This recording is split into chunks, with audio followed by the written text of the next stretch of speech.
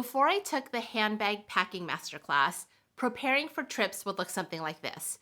I would either look at an old packing list or start a fresh one.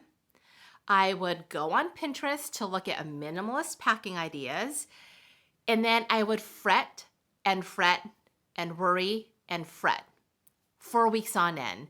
I would get so worried and so stressed out that there was a period of time in my household with my partner and my two kids that they would just give me a lot of space to cluck around the house and pack.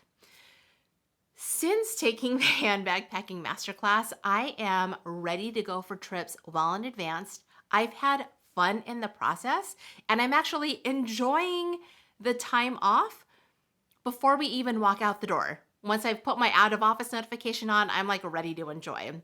I think for me, taking the class and synthesizing the lessons from Brooke is I realized that I can be who I am as a traveler. I can take all of the lessons that Brooke shares and personalize them so they work for me. I can travel minimally without compromising what my style is, what kind of products I like to use. And I'm thinking through and problem solving situations versus letting them loom as anxieties over my head. Now, as a traveler, I'm much less anxious, I'm much more prepared, and I'm definitely enjoying my time off soon as I walk out my front door.